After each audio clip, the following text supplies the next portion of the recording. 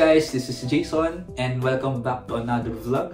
So, today papakita ko sa inyo yung mga nabili nating sapatos worth 30,000 pesos at lahat ng to guys ay ipopost natin or ibebenta natin sa selling page natin, Jason Kicks PH. And if you're new to the channel guys, I am Jason. Nagbebenta din ako ng sapatos at ito, papakita ko sa inyo yung link. I have an IG selling page, Facebook selling page na pangalan is Jason Kicks PH. So, give us a follow. And yeah, di ko napapatagalin, another raw vlog for today guys. Marami akong nabiling sapatos variety, yung sizes from small, women's, tapos hanggang sa big sizes. So, kung may magustuhan ka, may makita ka na trip mo or pasok sa taste mo or kasya sa'yo or kasya sa family or friends mo, yan, message mo ako agad. So, okay, meron akong 1, 2, 3, 4, 5 na plastic dito na i-unbox and umpisa natin siya dito sa paper bag na to. So, we have, una is itong, guys, sobrang ganda nito. Nike Cortez siya na brown na marami siyang details ng design. Look. Size 12 guys. Vintage na Cortez. Marami siyang mga naka-emboss na mga graphics dito. Yan. So, I think kasya din to sa mag-fit to size 11 since yung Cortez is medyo snug. So, maganda yung condition niya. Guys, tingnan niyo yung ilalim. Ayan. Makikita, makapansin niyo, may stitches na siya. May stitches. May stitching na siya sa ilalim. Ayan. So, upper, good condition pa. So, size 12. If you're interested, message mo lang ako agad. Okay, punta na tayo sa next. Guys, papakita ko lang sa inyo yung shoes. Hindi ko pa kabisado yung mga pangalan nila.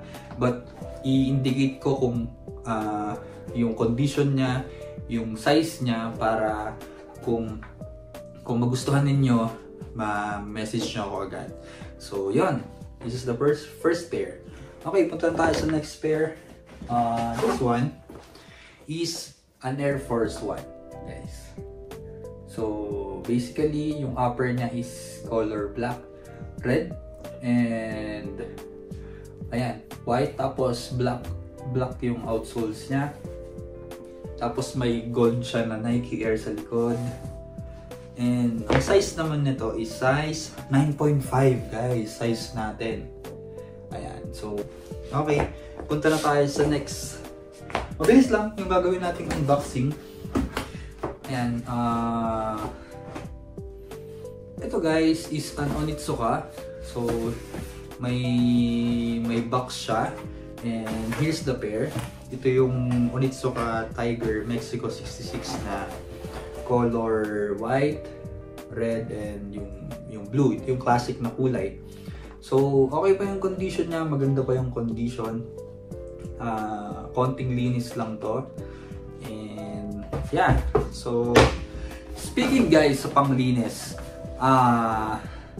ayan, may nagpadala sa atin ng package, ng care package, and tagal na siyang sponsor ng ni Jason Kicks.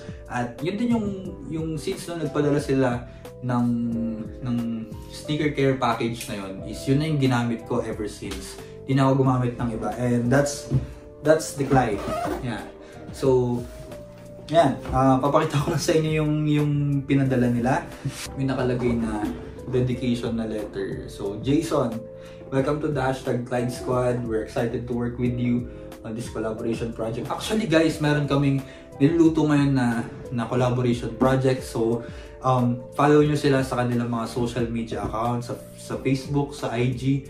And follow nyo na rin yung kanilang mga shop. I think meron sila sa Orange Shop and sa Blue App. So, yun. Pakita ko sa inyo yung mga pinadala nila guys. Tingnan nyo. Woo! Okay, di ba? Meron silang cleaning kit. Ayan, pakita ko lang sa inyo. Meron silang pinadalang ito, yung cleaner, conditioner, tapos syempre yung microfiber na towel. And oops, meron din sila yung mga brush, 'di ba? Panalo, 'di ba?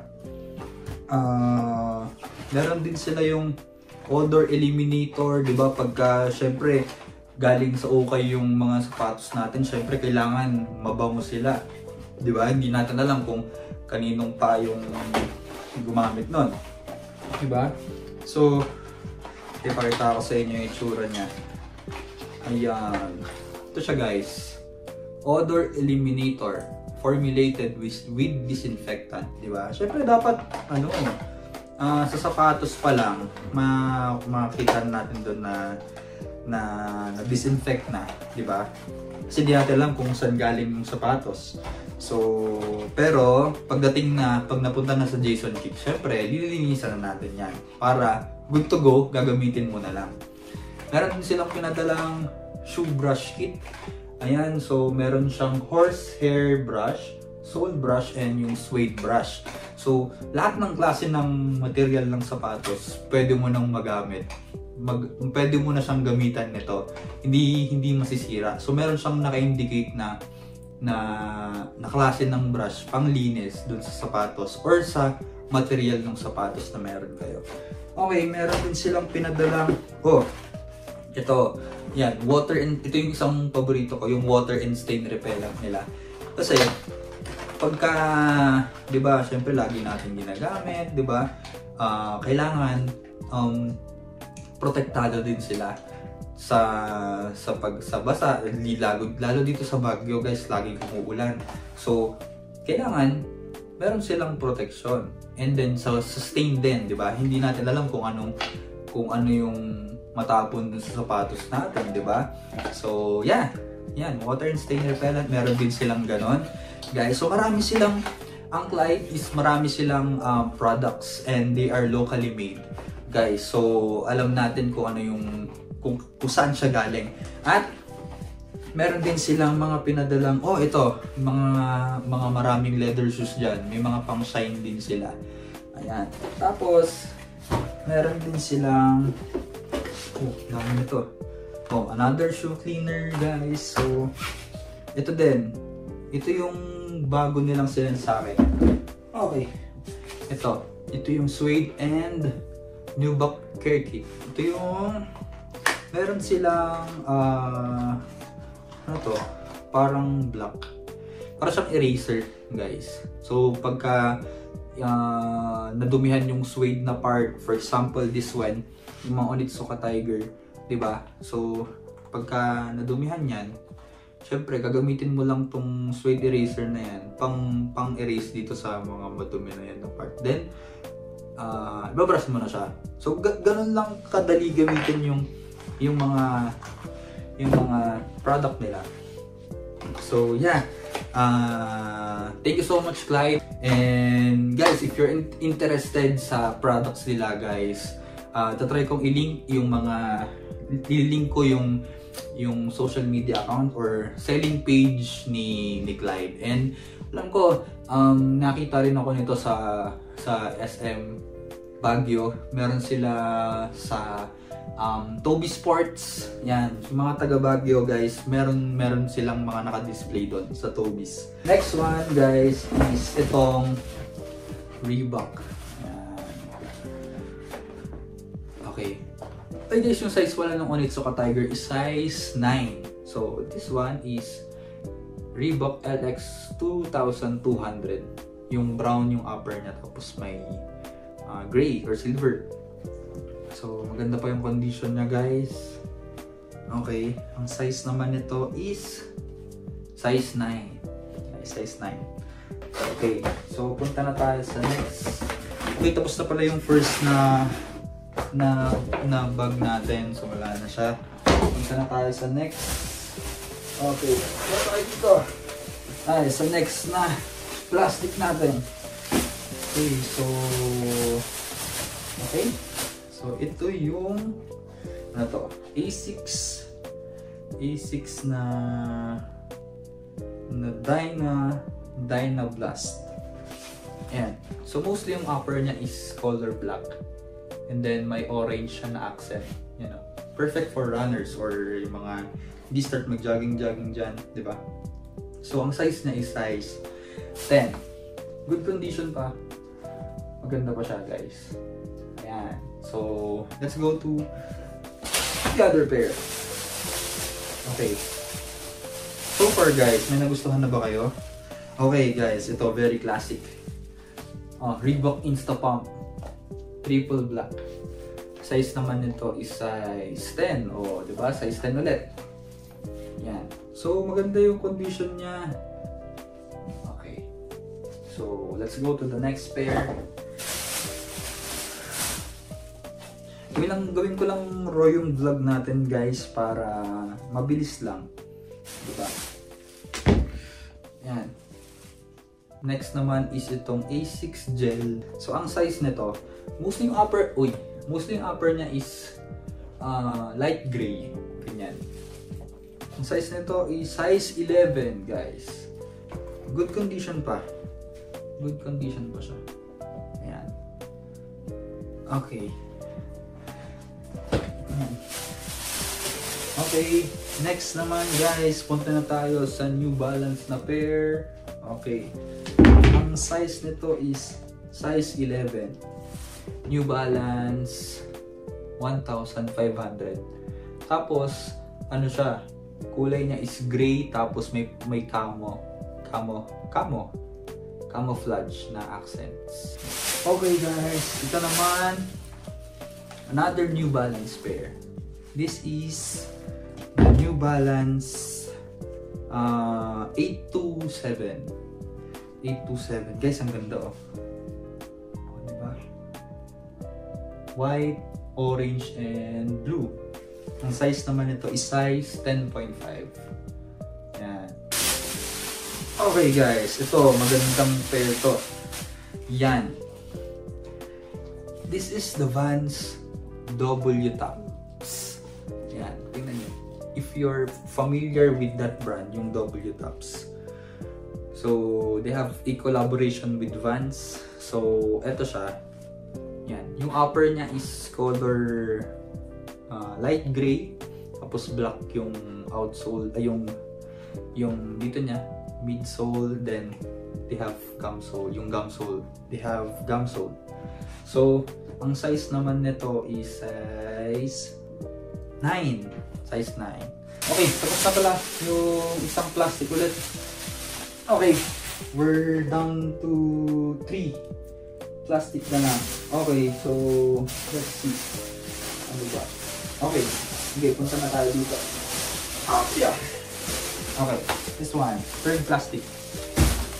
Okay, guys. New Balance 2000 2R. Yan. Small size. Size nito is size 6 men's, size 7.5 women's. Oh, nice. So, kalimutan ko yung colorway nito pero ganyan siya. May accent siya ng parang maroon. Okay, this is the New Balance 990 V2 ata to.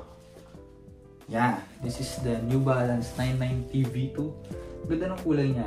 White yung upper, tapos may accent siya ng blue and black. Yan. Ang size nito, guys, is size 8. Size 8. Okay, meron ulit tayong Vans dito. Hindi ko alam kung anong tawag dito, pero medyo chunky siya. Ayan. So, ang size nito is size 9 men's, 10.5 women's. Yung outsole niya, magaan siya. Yeah, let's go to the next pair. Okay, another New Balance pair. Okay, this one is the New Balance 996. Ganda, oh. White yung upper niya, diba? Tapos magkaiba siya ng ng lace. You know, ito cream, medyo cream or coffee. Tapos ito white. Ang size nito guys is size 10. Yan. Okay, let's go to the next pair. Okay guys, this is the New Balance 992. 992 guys. Ayan. If napanood nyo yung first video, nagpakita din ako dun ng New Balance 992 which is yung color gray. So ito naman is color purple naman siya. Ayan. Ang size naman nito is size 10. Yan. So maganda yung condition pa niya. Yan. Lilinisan lang natin to gamit ang Clyde. Marami pala akong nakuhang size 10. Guys, okay. This one naman, okay, last na. This one is yung Jordan 1 bread toe, tama. Bread toe. Hindi ko sigurado eh. Pero ito guys, medyo beaters na siya. Beaters yung condition niya. So may mga kita mo na yung usage niya. Yan. So wala rin siyang insoles, pero still guys intact pa. May mga minimal steps lang, but yeah, yun talaga pagka ginamit mo talaga yung sapatos mo. May makikita ka talagang worn or sign of usage na talaga niya. But everything is intact. Yan. Everything is intact. So wala naman siyang major damage na ano. Yan, makita mo heel drags, toe drags. And ang size pala nito is size 9.5 which is our size. So let's see kung ipopost natin, pag-isipan natin. But yeah, Jordan 1 bread toe, diba? Okay, so kung nakabot ka sa point na to guys, please hit the subscribe button and hit the like button. Comment down below kung meron na kayo, so far meron na kayong nagustuhang sapatos, and comment down your size kasi dito rin ako kukuha ng basis ko kung ano yung mga shoe sizes na pwede kong mabili to cater every one of you guys. So lahat pala ng mga pinapost natin sa Jason Kicks PH, as much as possible talaga is a budget meal or mura or affordable para, 'di ba? Para lahat ng Pilipino, yeah, makapagsuot ng sapatos from Jason Kicks, 'di ba? Who knows, 'di ba? That's my vision for our sneaker business. Ayun, punta na tayo sa next na sapatos.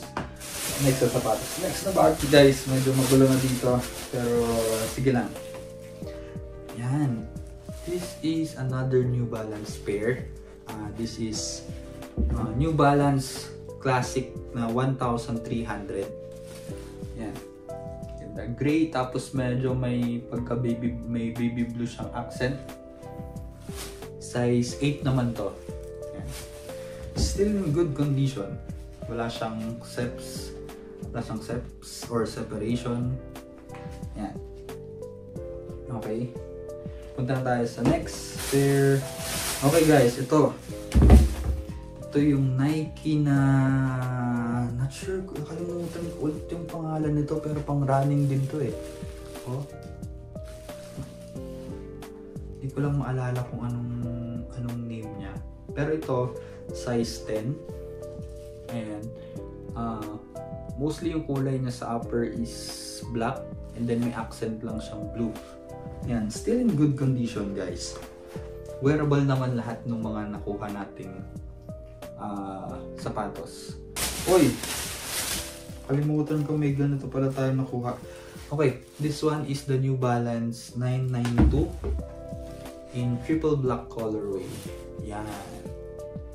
Guys, ang size naman ito is size 9.5. Yan, so ito siya guys, so tingnan nyo, ang ganda nila pagtatabi-tabi. Kunin ko lang yung isang New Balance. Yan. Diba? Yan. Tatlong New Balance 992. Yan. I think this one is still available in my page. So, yeah. Kung gusto nyong makuha yung tatlo, di ba? 9.5, size 10. Okay, i-message nyo lang ako. The next pair. Okay guys, tignan nyo to.